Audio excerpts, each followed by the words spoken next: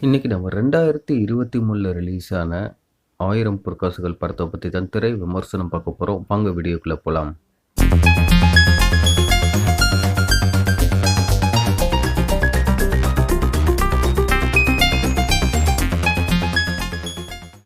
இந்த படத்த டைரக்ஷன் பண்ணியிருக்கிறது வீரா முருகையா.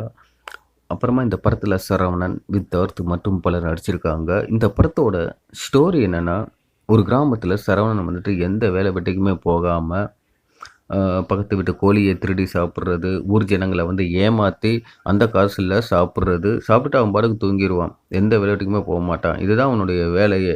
இப்ப அந்த சரவணனுக்கு வந்து ஒரு சொந்தக்காரங்க இருக்காங்க. அவங்க வந்து தனது மகன வந்து கூட்டிட்டு வர்றாங்க. இவனுக்கு நல்ல புத்திய சொல்லிக் குடுறான்னு சொல்லிட்டு சரவணன் கிட்ட விட்டுட்டு அவங்க பாட்டுக்கு போயிர்றாங்க. அவன் தான் சித்தார்த். இப்ப இவங்க 2 பேருமே சேர்ந்து வேலை வெட்டிக்கு போகாம ஊர் ஜனங்கள ஏமாத்தி அந்த காசுல இவங்க சாப்பிட்டுக்கிட்டு இருக்காங்க. இப்ப என்ன நடக்குதுன்னா, இவங்க அதாவது சரவணன் வீட்டு பக்கத்துல ஒரு ஆளுக்கு வந்துட்டு அரசு வந்துட்டு பாத்ரூம் கட்டுறதுக்காண்டி பணம் தர்றாங்க. அந்த பணத்த இந்த சரவணன் வந்து ஏமாத்தி நம்ம சரவணனும் வித்தார்த்தும் சாப்ட்டுர்றாங்க. சாப்பிட்டதுக்கு அப்புறமா அது அந்த ஆளுக்கு தெரிய வருது. மரியாதையா என்னுடைய அ கக்கூஸ வந்து நீ கட்டிக் குடு. நீ தான் இந்த காச வந்து திருடி சாப்பிட்டுருக்கன்னு சொல்லிட்டு அவன் கேட்க, உடனே இவங்க 2 பேரும் சரி நான் பாத்ரூம கட்டித் தர்றோம் அப்படின்னு சம்மதிக்க, இப்ப என்னன்னா பாத்ரூம் கட்டுறதுக்கு வந்து குழி தோண்டணும். அதுக்காண்டி 2 ஆள வந்துட்டு அவங்க தேடிக்கிட்டு இருக்காங்க. பக்கத்து ஊருக்கு போறாங்க. அங்க 2 ஆள் இருக்காங்க. அவங்க கிட்ட கேட்குறாங்க. அவங்களும் வர்றாங்க. 2 பேரும் சேர்ந்து குழி தோண்டிக்கிட்டு இருக்காங்க. அதுல ஒருத்தன் குழி தோண்டிக்கிட்டு இருக்கும்போது, அவனுக்கு வந்துட்டு 1000 பொற்காசுகள் வந்துட்டு கிடைக்குது. அத அவன் பாத்துர்றான். இவன் வந்து அந்த பொற்காசுகள் எடுக்கிறத இவங்களும் பாத்துர்றாங்க. சரவணனும், வித்தார்த்தும் பாத்துர்றாங்க. உடனே அவங்க 2 பேரும் அங்க வர்றாங்க. இந்த விஷயத்த யார்கிட்டயுமே சொல்லிற வேணாம். இந்த பொற்காசுகள வந்துட்டு நம்ம 3 பங்கா போட்டுறலாம் அப்படின்னு இவங்க 3 பேருமே பேசிக்கிற, அத வேற ஒருத்தவன் கேட்க, அவன் எனக்கும் பங்கு வேணும்னு சொல்ல, இப்படியே ஒரு ஆளுக்கா தெரிய வருது. அந்த கிராமத்துல உள்ள எல்லா பேத்துக்குமே தெரிய வருது. இப்ப எல்லா பேருமே பங்கு கேட்க, லாஸ்ட் அரசு அதிகாரிகள் வர, இப்ப அடுத்தது என்ன நடந்துச்சு? அதுதான் இந்த படத்தோட ஸ்டோரியா சொல்லப்படுது. நல்ல விறுவிறுப்பா தான் இந்த படத்த வந்து கொண்டு போயிருக்காங்க. இது ஒரு நல்ல என்டர்டெய்னர் படம் தான். இந்த படத்துல வந்துட்டு பாடல்கள் அந்த மாணிக்கு கேட்கிற மாணிக்கு இல்ல. ஆனா இவங்க முழுக்க முழுக்க ஒரு காமெடி படமா கொண்டு போறதுக்கு தான் அவங்க ட்ரை பண்ணியிருக்காங்க. ஆனா நமக்கு எந்த ஒரு இடத்துலயும் காமெடி நமக்கு சிரிப்பு வர்ற மாணிக்கு இல்ல இந்த படத்துல.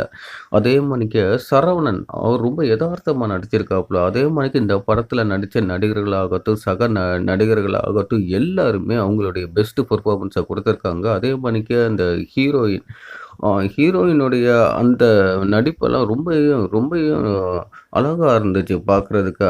அவங்களுக்கும் நம்ம ஹீரோக்கும் உள்ள அந்த லவ் சீன்ஸ் எல்லாம் ரொம்ப ரசிக்கும்படியா இருந்துச்சு. அதே மாரிக்கு ஹீரோயினும் ரொம்ப அழகா இருந்தாங்க. அதாவது இந்த கிராமத்தில ஒரு பொண்ணு எப்படி இருப்பாங்க? அவங்களுடைய கேரக்டர்லாம் இந்த மாணிக்கு இருக்கும். நல்லா துருதுருன்னு இருப்பாங்களா, அதே மாணிக்கு இந்த படத்தில வந்து அவங்களுடைய கேரக்டர வந்துட்டு வடிவமைச்சிருந்தாங்க. அது ரொம்ப நல்லா இருந்துச்சு. அதே மாணிக்கு வித் அர்த் ரொம்பவே அழகா அந்த படத்தில வந்து நடிச்சிருந்தாப்புல. அந்த கிராமத்தில வந்து எதார்த்தமான மனிதனா அவர் நடிச்சிருந்தாரு. ரொம்ப வரவேற்கத்தக்கது. அதே மாணிக்கு இந்த படத்தில வந்துட்டு இது வந்து கிராமத்தில நடக்கிற ஒரு ஸ்டோரி தான். கிராமத்தில எப்படி ஒரு போலீஸ் ஸ்டேஷன் இருக்கும். அது எல்லாம் ரொம்ப அழகா காமிச்சிருந்தாங்க. நம்ம ஒரு கிராமத்தில இருக்கிற மாணிக்கு ஒரு ஃபீல் தோணும். அந்த மாணிக்கு ரொம்ப ஒரு அற்புதமான ஒரு படம். இந்த படத்த மிஸ் பண்ணிடாதீங்க. படத்த பார்க்காதவங்க படத்த பாருங்க. படம் எப்படி இருக்குன்னு கமெண்ட் பண்ணுங்க. நம்ம நெக்ஸ்ட் வீடியோல சந்திக்கலாம். ஓகே, பாய்.